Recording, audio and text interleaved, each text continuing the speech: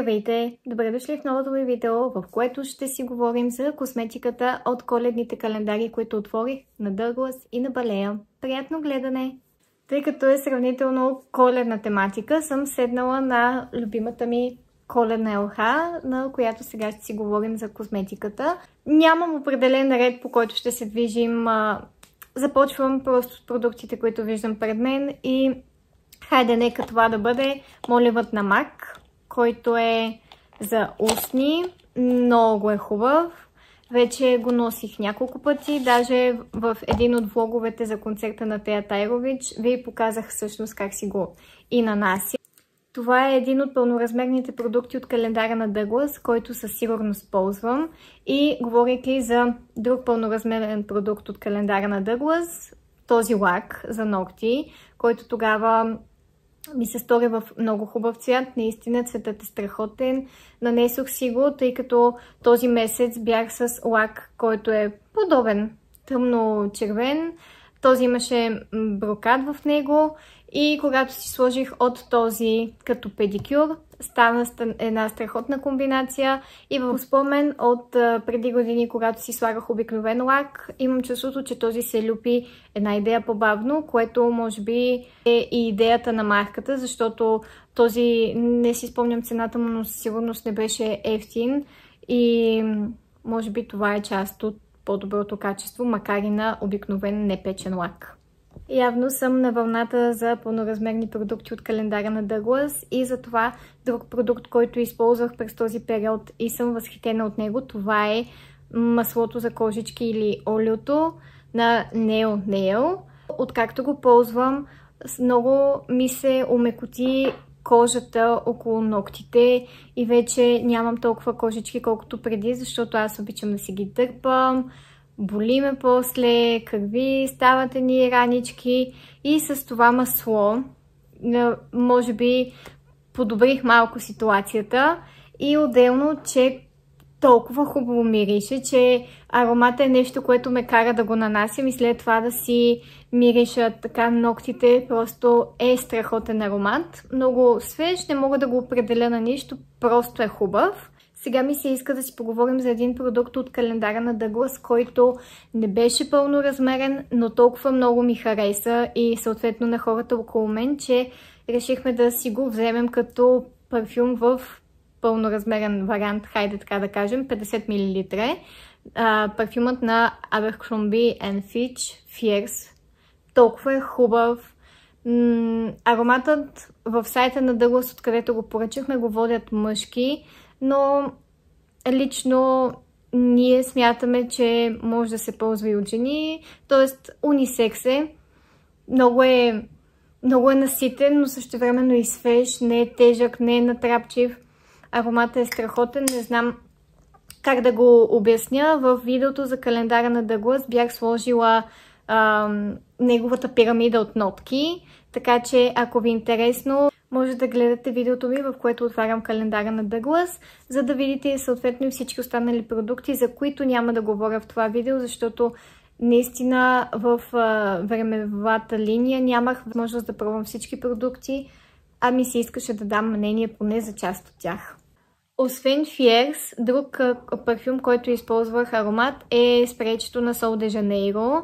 Сега малко да включим и от календара на Balea, защото и там имаше страшни попадения, поне нещата, които пробвах, защото там имам повече такива, които не съм.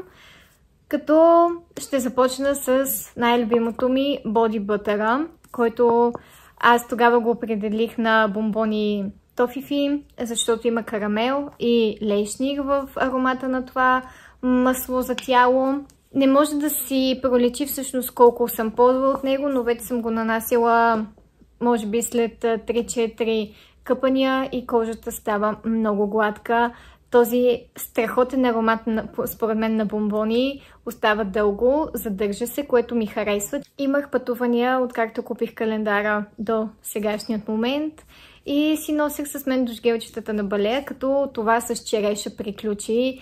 Просто то ухаеше толкова хубаво, че аз нанасях още и още, само и само за да усещам повече този уникален аромат. А този, който ви показвам в момента, една употреба, със сигурност, вече е под половината. Те са страхотни, по 50 мл, много удобни да се сложат в несесер и наистина пък са и ароматни, хубаво измиват. От календара на Балея също така веднага употребих и пачовете за очи, които в момента мога да ви покажа просто на видео, тъй като свършиха. Те са за еднократна употреба. Много добре хидратират. На мен пачовете за очи на Балея, по принцип всичките им серии са ми любими и тях си купувам и винаги имам в резерва поне по 1-2 броя, когато усетя, че кожата ми има нужда от хидратация в тази област. И супер сладък дизайн имаха, между другото. Просто адски съм доволна от тях. Знаех, че ще са хубави, знаех, че ще ми харесат и нямаше нищо ново, което всъщност да ми направи впечатление. Шампуанът и балсамът за коса на Балея пък ми стоят в банята и те са ми редовни спътници, откакто навън вече захладня, защото тяхното предназначение беше да помогнат на косата, когато е стресирана от зимният студ. И миришат супер, много са готини. На мен и като дизайн ми харесват. А пък това вече колко помагат, ще се види във времето, тъй като измиват хубаво и балсамът хидратира, но не знам дали ако ползвам само тях, ще има този ефект, тъй като аз ползвам и други продукти заедно с тях. Сега отново отскачаме към календара на Douglas и ви показвам тоника One Two Free, който използвах 2 пъти и то съвсем наскоро, тъй като изчаквах да ми свърши този, който имах на Pixi. И съм доволна. Хидратира, попива бързо, но проблемът, който имам с този тоник и може би е до свикване, е това, че има по-натрапчив аромат, който малко ми идва като на спирт, сравнено с този, който имах на Pixi, който беше с доста по-приятен аромат, но пък ще го използвам, защото вярвам, че ще има добро влияние върху кожата ми сега, особено през зимния период, когато тя е по-суха. И преминавам към кремовете за ръце и този от Балея ми е много удобен, защото си го държа в чантата и си слагам крем, когато усетя, че имам нужда.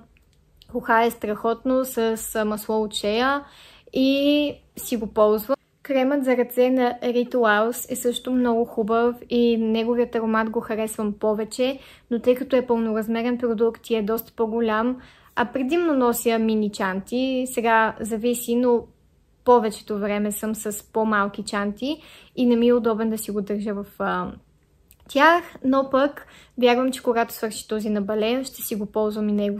Като стана дума за кремове, ви показвам този на Florence от календара на Douglas. Имам и други дневни кремове, но тъй като от много време исках да пробвам нещо на марката Florence, без значение какво, аз просто съм фен на Millie Bobby Brown.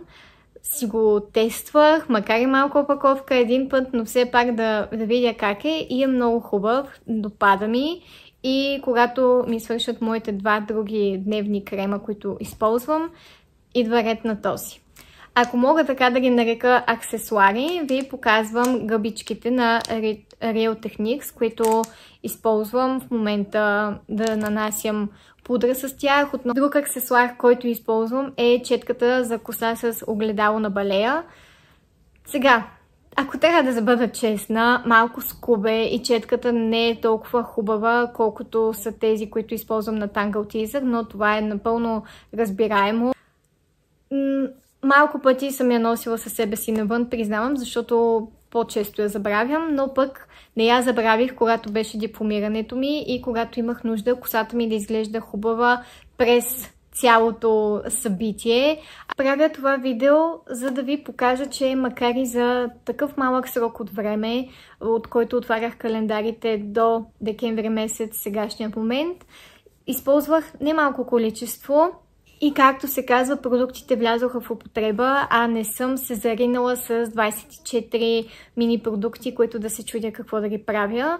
Продуктите са страхотни и според мен лично направих добър избор на календари, които да отворя и които продукти да задържа, тъй като са неща, които съм искала да пробвам или пък са ми свършвали. Надявам се видеото да ви е било интересно и да съм ви дала насока за някой продукт, който евентуално сте искали да пробвате от коледните календари, а и не само от тях, защото това са неща, които се продават и по-отделно, като изключим тези на Балея, но пък тяхната друга серия, която имат за душ гел, пачове за очи и шампуани, е също толкова добра, предполагам, просто е в пълноразмерен вариант. И ако ви е било полезно видеото, ще се радвам да се абонирате за моят YouTube канал, да харесате това видео и да ми напишете в коментар какво ще ви се гледа от мен. Благодаря ви за гледането и до скоро!